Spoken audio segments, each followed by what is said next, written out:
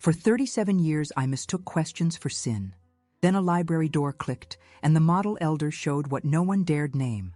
I was watched, threatened, shamed. But I wrote everything down. Tonight I open the notebook, and the secret they tried to bury since 1998. And I am not alone. This ends in daylight. My name is Rachel Morrison, and for 37 years of my life, I believed that questioning was the same as sinning. I was born into the truth. That's what we called it, the truth. In a small kingdom hall on Maple Street, where the carpet smelled like industrial cleaner and the fluorescent lights hummed hymns of certainty. Every Tuesday and Thursday evening, every Sunday morning, and every Saturday spent knocking on doors, I carried the weight of absolute conviction that ours was the only path to salvation.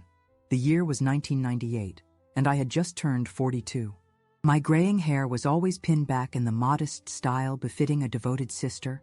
My skirts fell precisely to mid-calf, and my voice never rose above the gentle tone expected of women in our congregation.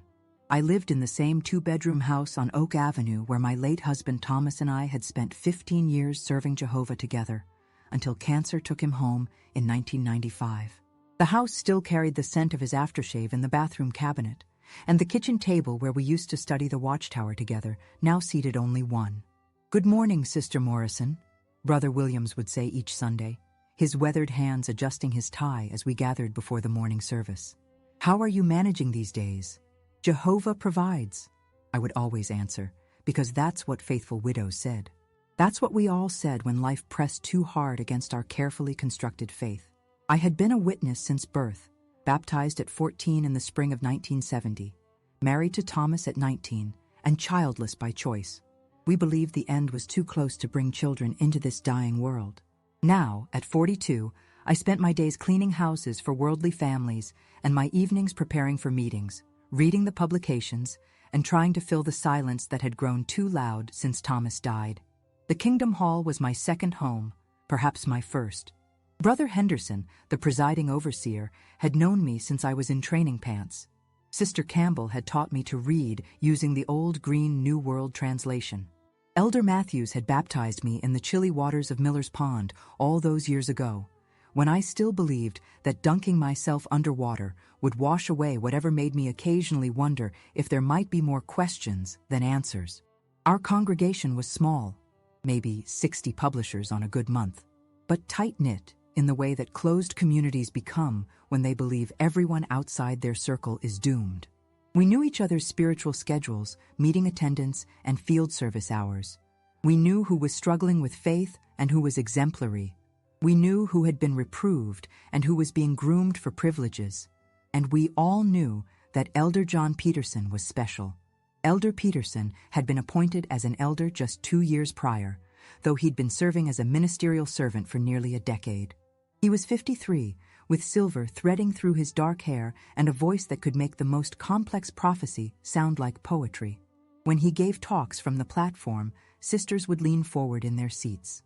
When he offered prayers, his words seemed to rise straight to Jehovah's ears.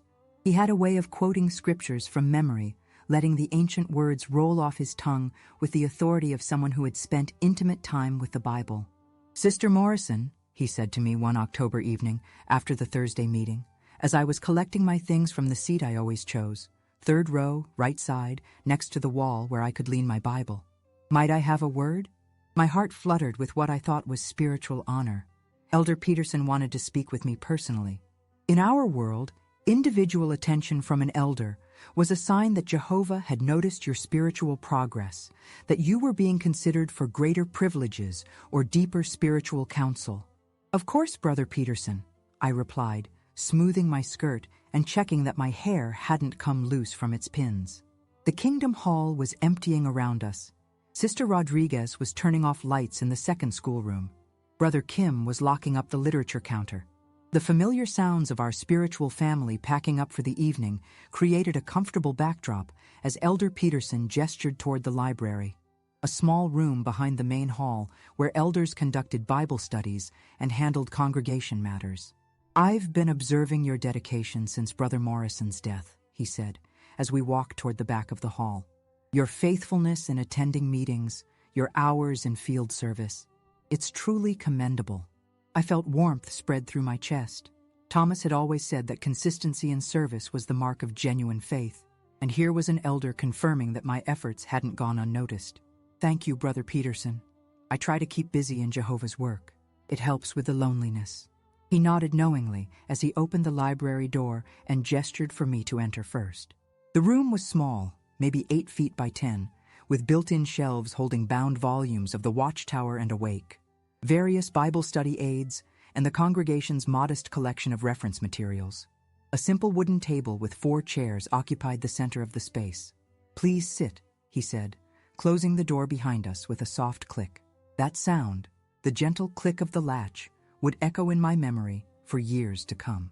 Not because it was loud or startling, but because it marked the moment when my carefully constructed world began to shift on its foundation.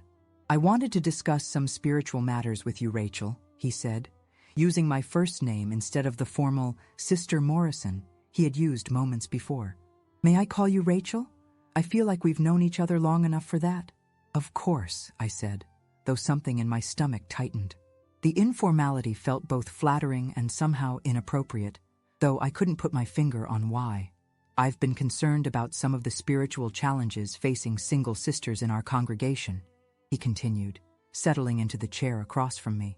"The isolation, the temptations that come with being alone, the difficulty of maintaining pure thoughts without a spiritual head to guide you." I nodded, because this was exactly the kind of spiritual counsel I expected from an elder. The organization had always taught that single women, especially widows, were particularly vulnerable to spiritual weakness without proper male headship. "I appreciate your concern, Brother Peterson. I do sometimes struggle with the quiet in the evenings. The quiet can be dangerous, can't it?" His voice dropped lower, more intimate. "When the mind wanders, when thoughts turn to things that faithful Christians shouldn't dwell on." Something in his tone made me look up from my folded hands. His eyes were fixed on my face with an intensity that made me suddenly aware of the closed door behind him, the empty building around us, the fact that we were alone in a way that felt different from the comfortable community I had known all my life. "I'm not sure I understand," I said quietly. "I think you do, Rachel." Elder Peterson leaned forward slightly. "I think you understand exactly what I'm talking about."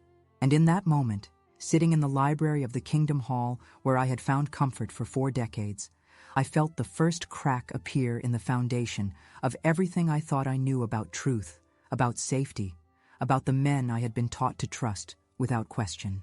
I didn't know it yet, but my real spiritual education was about to begin. Elder John Peterson hadn't always been the man who made my skin crawl in that small library room. I remembered when he first started attending our congregation in 1989, a quiet widower who had moved to our town after his wife died in a car accident. He came with a letter of recommendation from his previous congregation in Pennsylvania, where he had served as a ministerial servant for 8 years. Brother Henderson, our presiding overseer at the time, had welcomed him warmly. "We're blessed to have someone with your experience join us," Brother Henderson had announced from the platform that first Sunday. "Brother Peterson brings a wealth of spiritual knowledge and a heart for the ministry." And it seemed true. John Peterson threw himself into congregation activities with the enthusiasm of someone trying to heal from grief through service. He volunteered for building maintenance, organized the annual circuit assembly preparations, and spent long hours in field service. When sisters needed help with heavy lifting or home repairs, Brother Peterson was always available. When elderly brothers needed rides to meetings, he offered his sedan without being asked. "Such a spiritual man," Sister Campbell used to say, "and so humble. He never talks about his achievements, just quietly serves." That humility was part of his appeal. Unlike some elders who seemed to enjoy the sound of their own voices, John Peterson spoke thoughtfully, carefully, as if each word carried weight.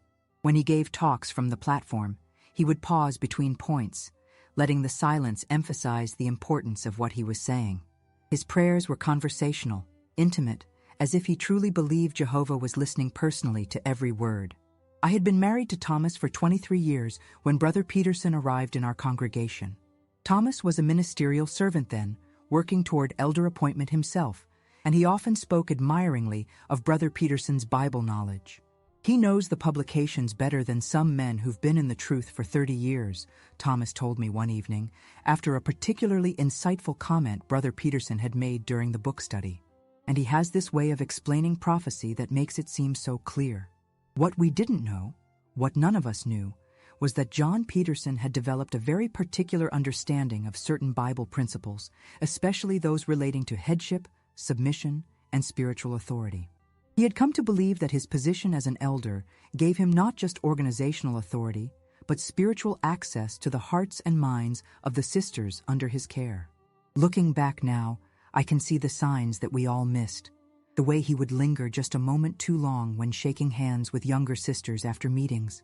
How he always seemed to position himself where he could observe women entering and leaving the Kingdom Hall. The frequency with which he volunteered to conduct shepherding calls on single sisters or families where the husband was spiritually weak. But these behaviors weren't unusual enough to raise alarm. In fact, in our organization, they were often seen as marks of exceptional spiritual concern.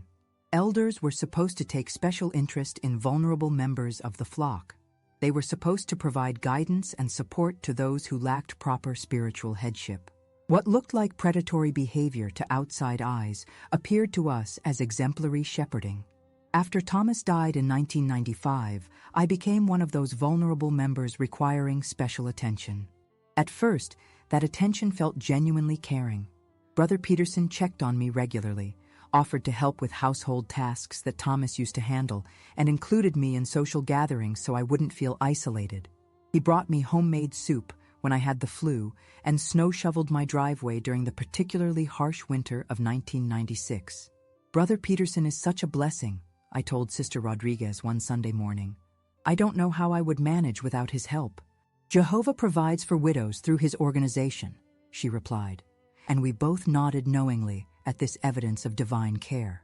But somewhere along the way, Brother Peterson's helpfulness began to feel different. His visits became more frequent and lasted longer. His questions about my spiritual well-being became more personal, more probing. He started asking about my prayer life, my Bible reading habits, my private thoughts during quiet moments. A woman living alone can be vulnerable to spiritual attacks, he explained one Tuesday evening in early 1998, sitting in my living room with a cup of the coffee I had learned to make stronger than I preferred, because he mentioned once that he liked it that way. Satan targets single sisters because he knows they lack the spiritual protection of a believing husband. This made sense according to everything we had been taught.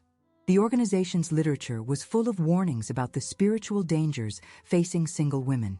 We were told we needed extra guidance, extra oversight, extra protection from the world's influences.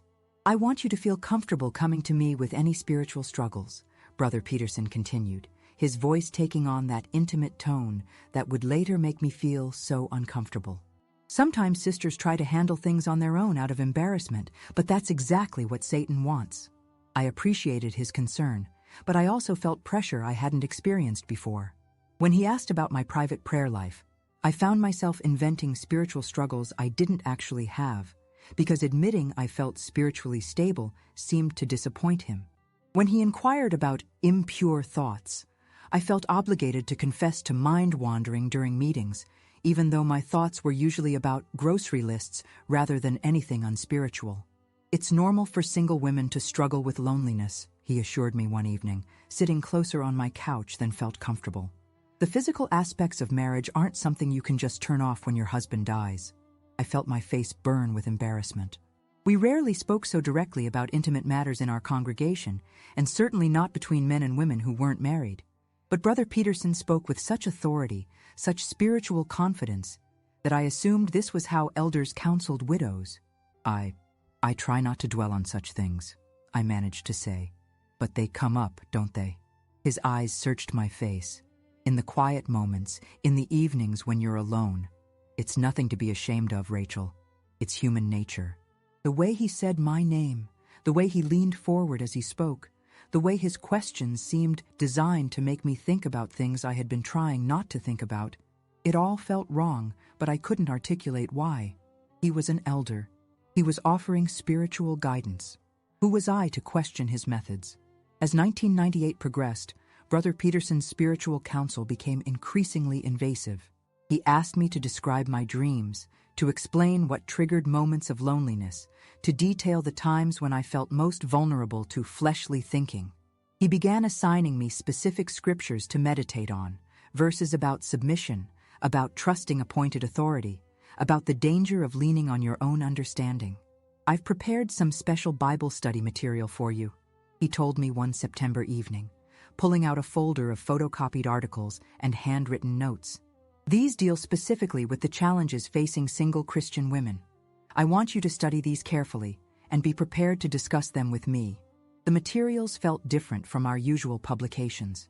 They focused heavily on Old Testament examples of women who had submitted to male authority even in difficult circumstances.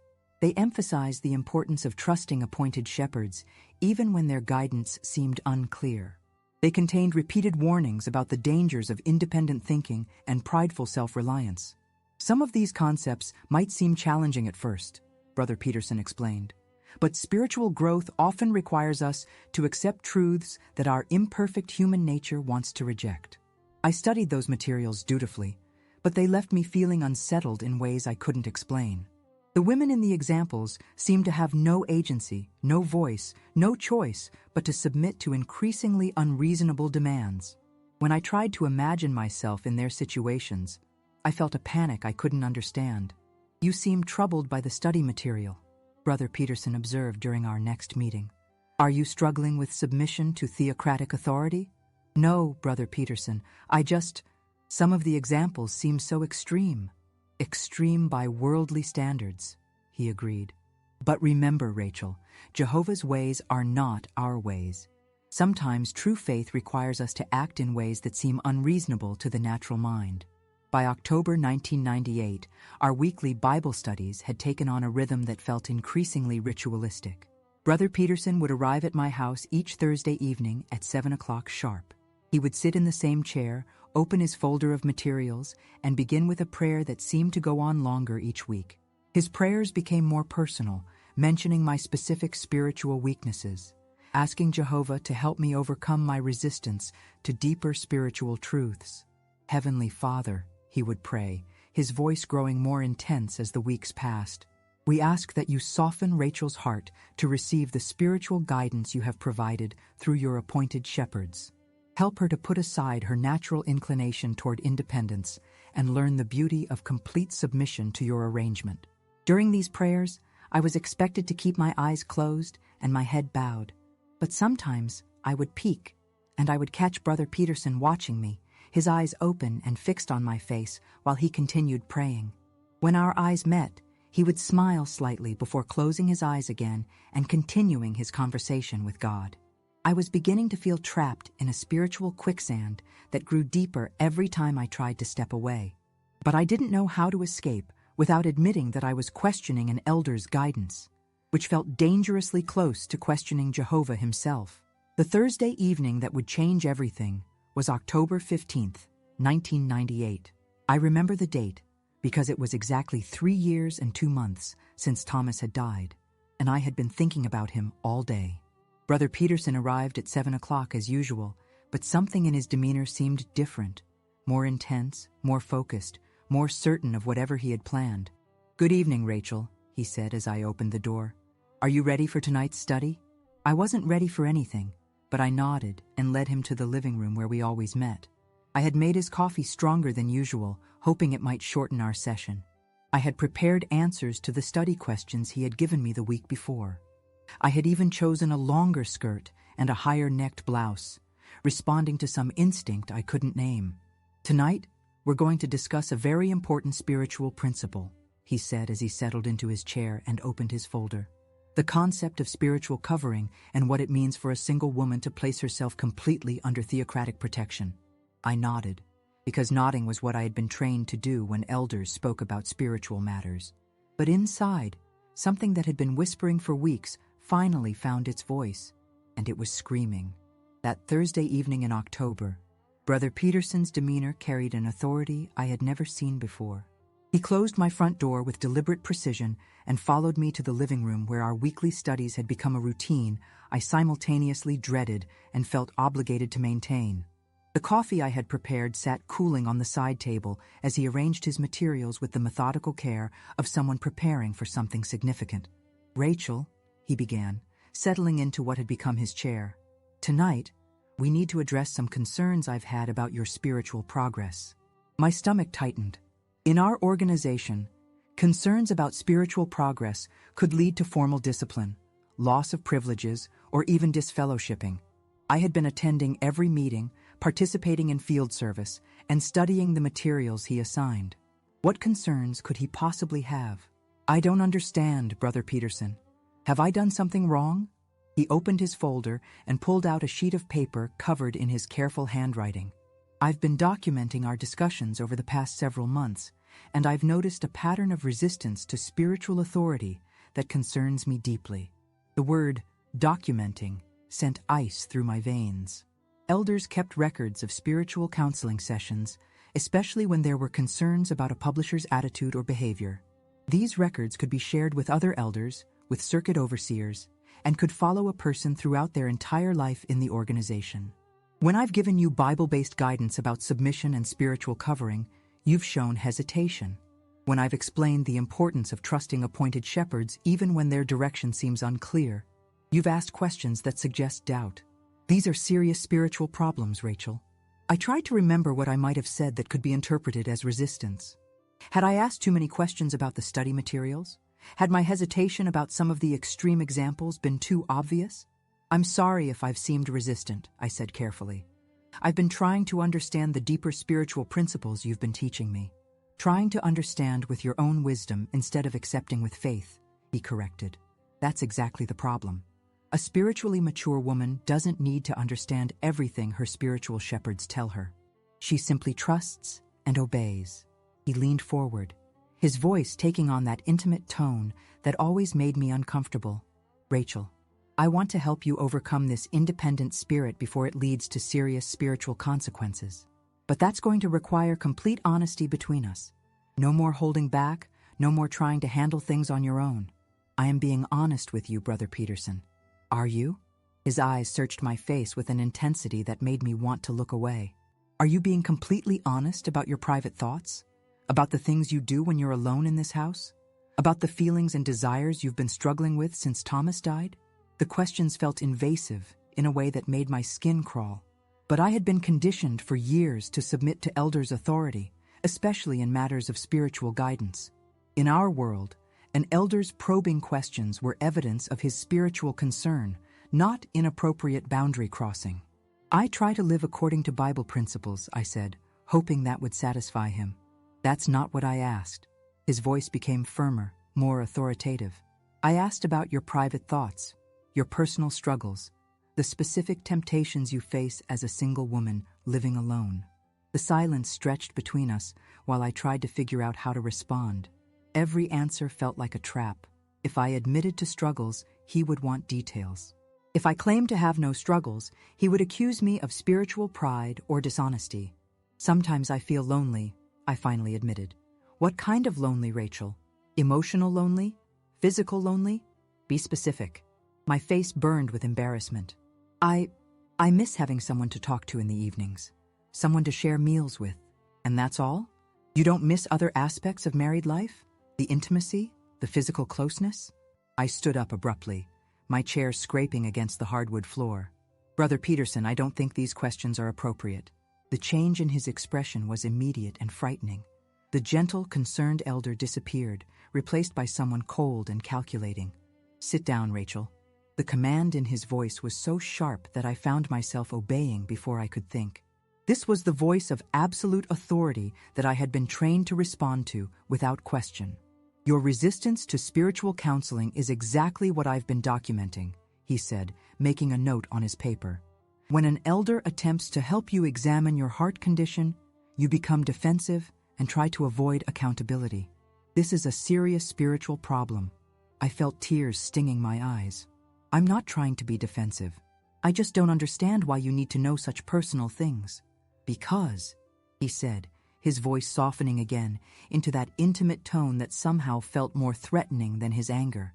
"How can I help you spiritually if you won't let me see into your heart?" How can I guide you away from spiritual dangers if you won't admit they exist? He reached across the small space between our chairs and placed his hand on my knee. The touch was gentle, paternal, but it sent panic shooting through my entire body. Rachel, I've been an elder for years. I've counseled many single sisters. I know the struggles you're facing even if you won't admit them. The loneliness, the physical needs, the temptation to seek comfort in inappropriate ways. These things are normal, but they're also dangerous if not properly addressed. His hand remained on my knee as he spoke, his thumb moving in small circles against the fabric of my skirt. The reason Jehovah provides spiritual shepherds is to help his people navigate these difficult feelings safely. But that only works if there's complete trust and openness between the sheep and the shepherd. I wanted to move away, to remove his hand, to ask him to leave. But years of conditioning held me frozen. This was an elder. He was providing spiritual guidance. My discomfort was probably evidence of spiritual weakness, not inappropriate behavior on his part. I want to trust you, I whispered, hating how small my voice sounded. Then show me that trust. Tell me about the nights when you lie awake thinking about Thomas. Tell me about the times when you touch yourself and remember what it felt like to be desired. Tell me about the fantasies that come into your mind during those long, lonely evenings. The words hit me like physical blows. No elder had ever spoken to me like this. No spiritual counseling session had ever felt so wrong, so dirty, so completely contrary to everything I thought I knew about proper theocratic order. Brother Peterson, I think maybe we should continue this conversation when other elders are present. His hand tightened on my knee, his fingers pressing hard enough to hurt. Other elders don't need to be involved in every aspect of spiritual shepherding, Rachel. In fact, involving others unnecessarily could be seen as gossip or slander.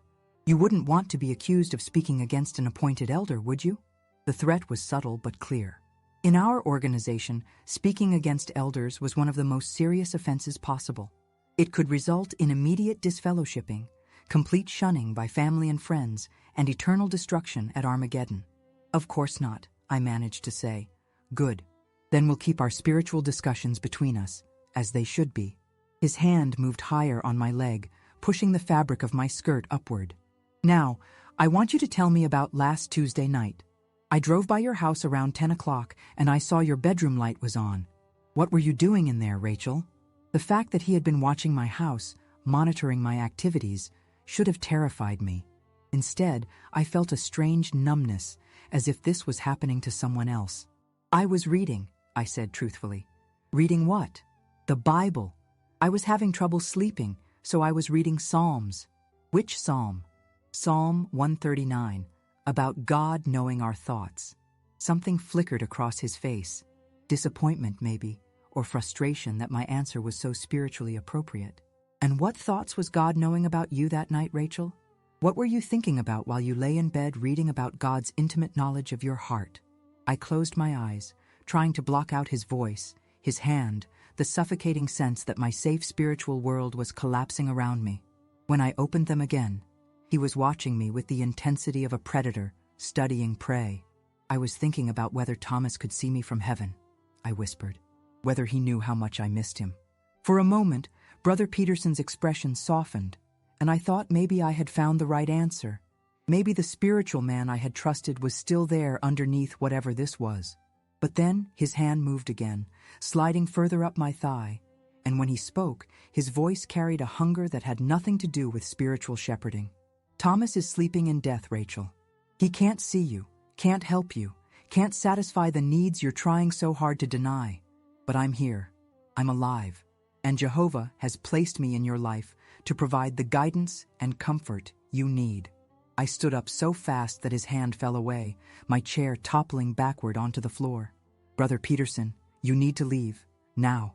He didn't move from his chair. Instead, he smiled, a cold, calculating expression that transformed his entire face. Sit down, Rachel. We're not finished with tonight's study. Yes, we are. I want you to leave my house. And if I refuse, if I tell the other elders that you tried to seduce me tonight, that you've been struggling with inappropriate feelings toward your spiritual shepherds, who do you think they'll believe? A respected elder with years of faithful service, or a lonely widow who's been showing signs of spiritual instability? The room seemed to spin around me. He was right, of course. His word against mine would be no contest in our organization.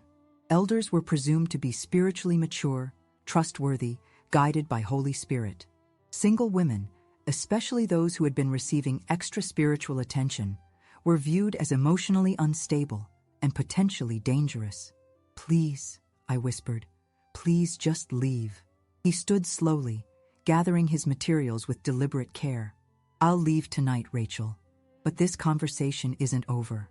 We have a great deal more work to do on your spiritual development, and I won't let you sabotage your own salvation because of pride and independence." He walked to the door, then turned back to look at me. "I'll see you at the meeting on Sunday. And Rachel, I'd suggest you spend some time in prayer between now and then, asking Jehovah to help you overcome your resistance to spiritual authority. Your eternal life may depend on it." After he left, I sat on my living room floor next to the overturned chair and cried harder than I had since Thomas's funeral. But these weren't tears of grief or spiritual conviction. They were tears of terror, confusion, and the dawning realization that everything I had believed about safety and protection within Jehovah's organization might be a carefully constructed lie. That night, I couldn't sleep. I kept thinking about his hand on my leg, his questions about my private moments, his threats about what would happen if I spoke against him. I kept thinking about the other single sisters in our congregation, wondering if they had received similar spiritual counseling, wondering how many women had been trapped in this same web of manipulation and fear. Around 3 a.m, I made a decision that would change the course of my life. I went to my kitchen table, pulled out a notebook, and began writing down everything that had happened. Every inappropriate question, every unwanted touch, every threat and manipulation.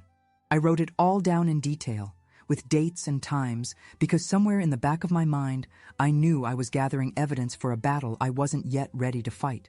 But first, I had to survive Sunday's meeting. I had to sit in that Kingdom Hall, look at Brother Peterson on the platform, and pretend that everything was still normal while my entire world crumbled around me. I had to figure out how to save myself from the very organization that had promised to protect me. Sunday morning arrived with the kind of crisp October air that usually made me grateful for the warm fellowship of our Kingdom Hall. But as I sat in my car outside the building at 9:45 a.m., 15 minutes before the meeting was scheduled to begin, I felt nothing but dread pooling in my stomach like cold water. Through the windows, I could see the familiar scene of our spiritual family gathering for worship. Sister Rodriguez was arranging flowers near the platform. Brother Kim was adjusting the microphone system. Children in their Sunday best chased each other around the chairs while their parents chatted in small groups about the week's field service activities. And there, near the front of the hall, stood Elder Peterson in his navy blue suit, greeting arriving families with the same warm smile he had worn for the past 9 years. The same smile he had given me Thursday evening before everything changed. "You can do this, Rachel," I whispered to myself, gripping the steering wheel until my knuckles turned white. "Just get through the meeting, just act normal." But as I walked toward the Kingdom Hall entrance, my legs felt unsteady and my vision seemed to tunnel. When Brother Henderson opened the door for me with his usual cheerful, "Good morning, Sister Morrison," I could barely manage a smile in return. "Are you feeling all right, sister?" he asked, his weathered face creasing with concern. "You look a bit pale." "Just tired," I managed. "Thank you for asking." I took my usual seat in the 3rd row, but everything felt different. The familiar hymns sounded distant and hollow. The opening prayer seemed to go on forever, and when Brother Peterson's voice joined in with the congregation's "Amen," I felt my stomach lurch. The Watchtower study began with Brother Henderson reading the lesson's theme, "Trusting in Jehovah's appointed shepherds." I almost laughed at the bitter irony, but the sound that came out was more like a strangled sob. Sister Campbell, sitting beside me, glanced over with concern. "Are you sure you're all right, dear?" she whispered. I nodded, not trusting my voice, and tried to focus on the printed page in front of me. But the words seemed to shift and blur as Brother Peterson was called upon to read paragraph 12. Jehovah's faithful sheep recognize the authority he has placed in his appointed shepherds. His voice carried clearly through the hall. They submit willingly to spiritual guidance, even when that guidance requires them to act contrary to their natural inclinations. Several hands shot up around the room to comment on the paragraph. Sister Martinez spoke about the importance of obedience. Brother Williams shared an experience about following elders' counsel, even when he didn't understand the reasoning. The discussion continued around me while I sat frozen, those words echoing in my mind, even when that guidance requires them to act contrary to their natural inclinations. And was this how he justified it to himself? Did he truly believe that his inappropriate behavior was somehow spiritual guidance that I should submit to against my natural inclinations? The meeting continued, but I heard none of it. My mind was spinning with fragments of Thursday evening, his hand on my leg, his invasive questions, his threats about what would happen if I resisted. By the time we reached the closing song, I felt like I might vomit. "Let's sing song number 1-24, Brother Henderson announced. "We're Jehovah's Army." The familiar melody filled the hall as 60 voices joined together in worship. But the words that had once brought me comfort now felt like mockery. We sang about being protected by Jehovah's organization, about finding safety among his people, about trusting in his appointed shepherds to guide us to salvation. After the closing prayer, I tried to gather my things quickly and escape, but Sister Rodriguez approached before I could reach the exit. "Rachel, dear, you seemed distracted during the meeting. Is everything all right?" I opened my mouth to give my usual reassuring response, but what came out instead was the truth. "No, Sister Rodriguez, everything is not all right." Her eyes widened with surprise and concern. "What's wrong? Is it your health? Are you having financial difficulties?" I looked around the Kingdom Hall at the faces of people I had known for decades, people who had been my spiritual family since childhood. I saw Brother Henderson cleaning off the whiteboard, Sister Campbell organizing the literature counter, young families gathering their children for the journey home. I saw Elder Peterson near the platform, engaged in what appeared to be a serious conversation with Brother Williams. And in that moment, I realized I had a choice to make. I could continue pretending that everything was normal, go home to my empty house, and wait for Thursday evening to bring more spiritual counseling that felt increasingly like spiritual abuse. Or I could trust that somewhere among these imperfect people, there might be someone willing to listen to an uncomfortable truth. "Sister Rodriguez," I said, my voice barely above a whisper, "I need to talk to you about something serious. Something about spiritual authority and inappropriate behavior." Her expression shifted from concern to confusion to something approaching alarm. "Rachel, what are you saying?" Before I could answer, I felt a presence behind me and turned to see Elder Peterson approaching with his characteristic warm smile. "Sister Morrison, Sister Rodriguez," he said pleasantly. "How did you both enjoy today's Watchtower study? Such timely counsel about trusting our spiritual shepherds." The casual way he said it, the slight emphasis on the word trusting, felt like a direct message to me, a reminder of Thursday evening's threats, a warning about what would happen if I spoke out of turn. "It was very enlightening," Sister Rodriguez replied automatically. Elder Peterson's eyes fixed on mine. "I hope you found it personally beneficial, Rachel. Sometimes we resist spiritual counsel that we most need to hear." The challenge in his voice was unmistakable.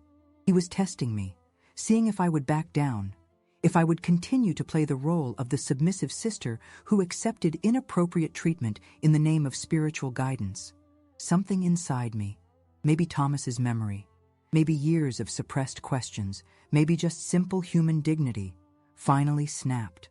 "Actually, Brother Peterson," I said, my voice growing stronger with each word, "I've been thinking a lot about spiritual authority lately, about the difference between appropriate shepherding and behavior that feels more like predation." The color drained from his face. Sister Rodriguez looked back and forth between us with growing confusion. "I'm not sure what you're implying, Sister Morrison," he said carefully, but I could hear the threat beneath his controlled tone. "I'm not implying anything. I'm stating directly that spiritual authority should never be used to make sisters uncomfortable with inappropriate questions or unwanted physical contact." The words hung in the air between us like an accusation that couldn't be taken back. Sister Rodriguez gasped audibly. Elder Peterson's jaw tightened, and for a moment I saw the mask slip completely, revealing the anger and calculation underneath. "Sister Morrison," he said, his voice taking on the authoritative tone that had always made me comply before. "I think you're confused about the nature of spiritual shepherding. Perhaps we should discuss this privately." "No." The word came out louder than I intended, drawing attention from others nearby. "I will not be discussing anything privately with you again. Ever." Brother Henderson appeared at my elbow, clearly sensing tension, but not understanding its source. "Is there a problem here?" Elder Peterson quickly arranged his features into an expression of concerned compassion. "Sister Morrison seems to be struggling with some spiritual issues, Brother Henderson. I've been trying to provide guidance, but she appears to be resistant to theocratic authority." It was exactly what he had threatened would happen. My word against his, the lonely widow versus the respected elder. But I had come too far to back down now.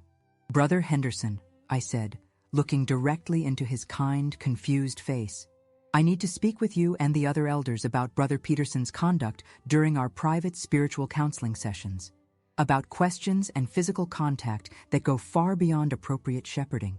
The silence that followed was deafening. I could feel the eyes of everyone nearby turning toward us, could sense the shift from casual post-meeting conversation to something much more serious and uncomfortable. Elder Peterson's expression hardened into something cold and dangerous. "Sister Morrison, you're making very serious accusations based on what appears to be spiritual confusion. I would advise you to be very careful about speaking against an appointed elder without substantial proof." "I have been keeping detailed records," I said, my voice steady, despite the terror coursing through my veins.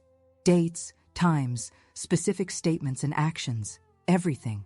For the first time since I had known him, Elder Peterson looked genuinely rattled. The confident, authoritative shepherd was replaced by someone who suddenly realized he might be in real trouble. Brother Henderson cleared his throat uncomfortably. "Perhaps we should continue this conversation in the library, away from the main hall." "No," I said firmly. "I'm done with private conversations in small rooms with closed doors. If we're going to discuss this, it happens where other people can see and hear." It was a small victory, but it felt enormous. For the first time in months, I had said no to spiritual authority and meant it. I had drawn a boundary and insisted it be respected. And in that moment, standing in the Kingdom Hall where I had been baptized 31 years earlier, I realized that my real spiritual education was finally beginning. The aftermath of my confrontation with Elder Peterson unfolded like a slow-motion earthquake through our small congregation. Brother Henderson, clearly overwhelmed by accusations he had never imagined hearing in his 30 years as an elder, suggested that we postpone any further discussion until he could consult with the circuit overseer about proper procedures. "These are very serious allegations, Sister Morrison," he said, his voice trembling slightly. "We need to handle this according to theocratic guidelines." Elder Peterson seized on the delay as an opportunity to begin damage control. Within hours of leaving the Kingdom Hall that Sunday, he was making phone calls to key families in the congregation, sharing his version of events before I could speak to anyone else. "Sister Morrison has been struggling with spiritual depression since her husband's death," I heard him tell Brother Williams when I happened to walk past their conversation in the grocery store parking lot that Tuesday. "I've been trying to provide pastoral care, but she seems to have misinterpreted my spiritual concern as something inappropriate." The whisper campaign was subtle but effective. By Wednesday evening's book study, I could feel the shift in how people looked at me, or rather, how they avoided looking at me. Sisters who had been warm and welcoming now offered polite but distant smiles. Brothers who used to engage me in conversations about field service or congregation activities suddenly had urgent business elsewhere when I approached. Sister Rodriguez, who had witnessed my initial accusation, called me Thursday morning with genuine concern in her voice. "Rachel, I've been praying about what happened Sunday, and I'm wondering if maybe you misunderstood Brother Peterson's intentions. He's been such a faithful shepherd for so many years. Perhaps the loneliness has affected your perception more than you realize."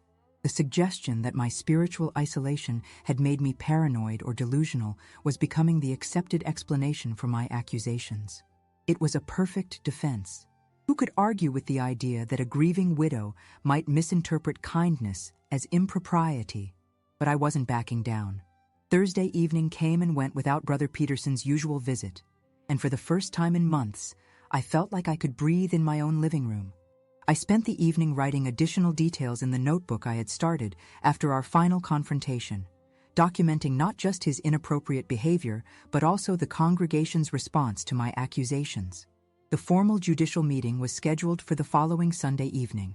I would be allowed to present my evidence to a committee of 3 elders: Brother Henderson, Brother Martinez from our congregation, and Brother Thompson, an elder from the neighboring congregation who had been brought in to ensure impartiality. "You understand, Sister Morrison," Brother Henderson explained when he called to inform me of the arrangements, "that these are very serious accusations. If they cannot be substantiated according to biblical standards, there could be consequences for making false claims against an appointed elder." The threat was clear.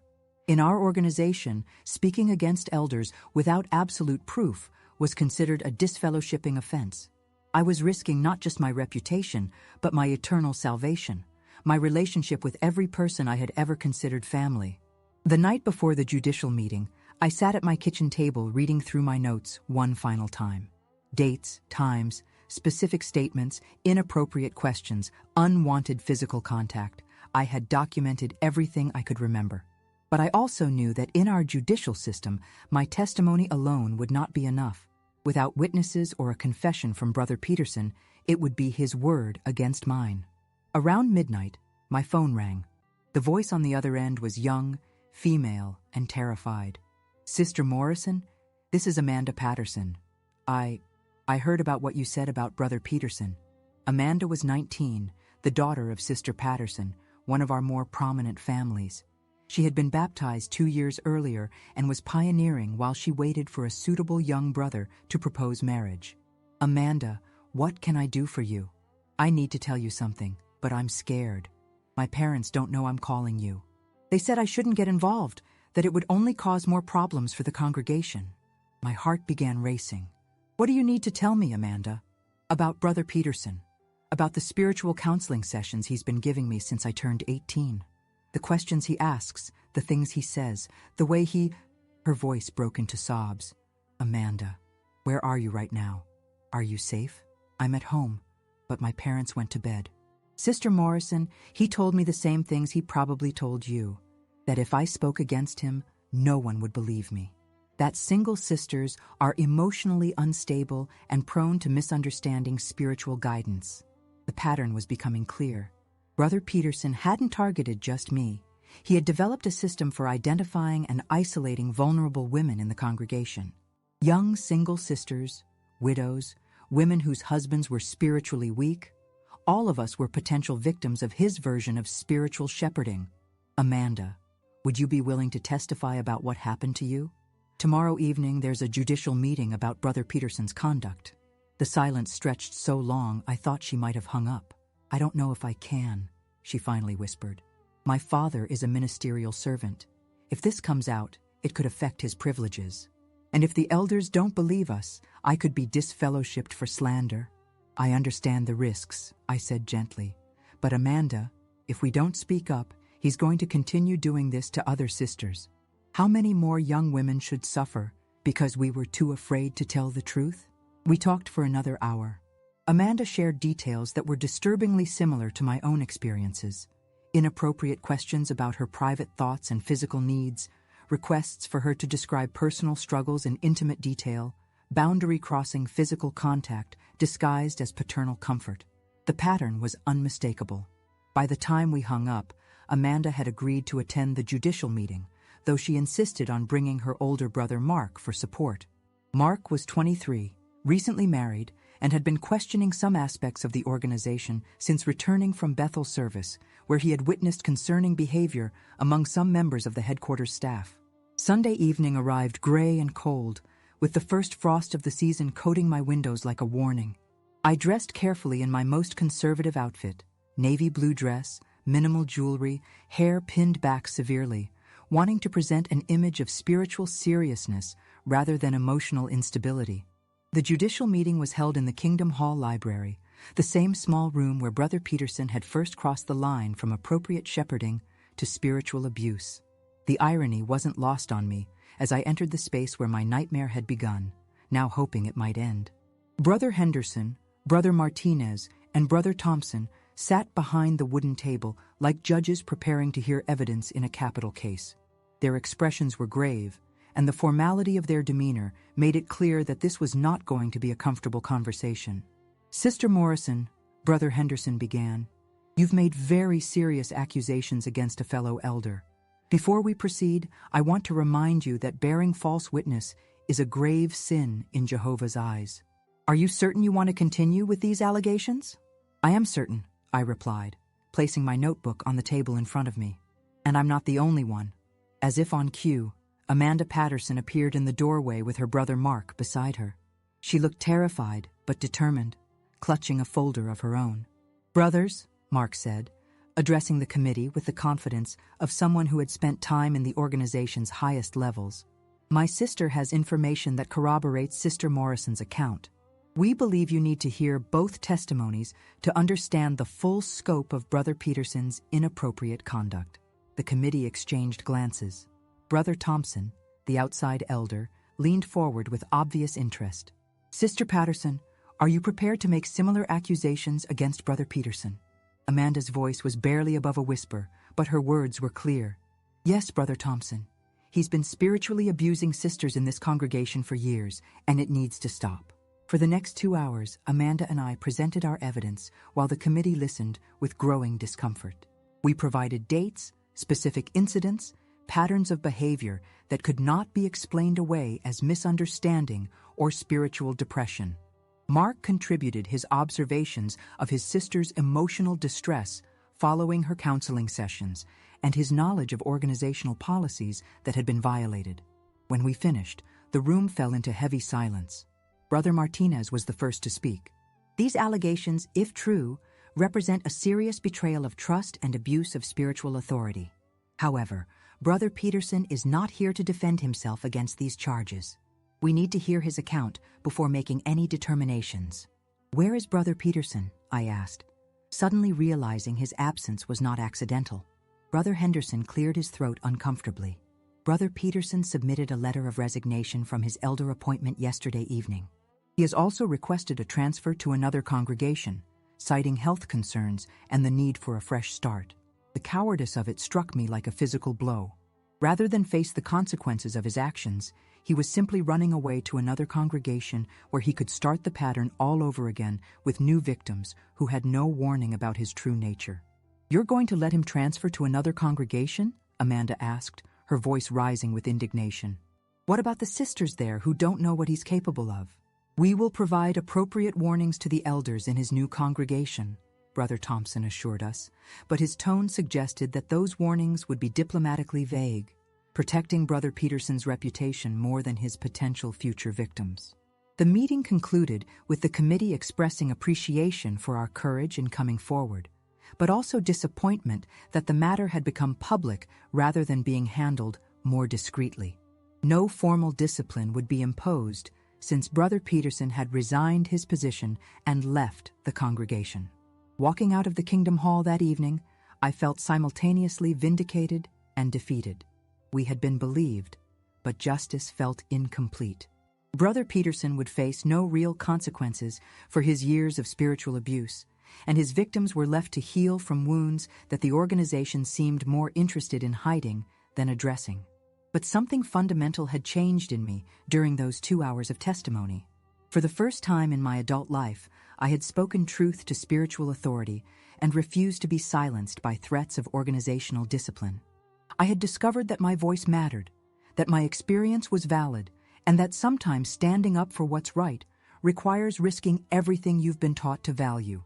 The real question now was what to do with that newfound strength, and whether I could continue to find spiritual meaning within an organization that seemed more concerned with protecting its image than protecting its most vulnerable members.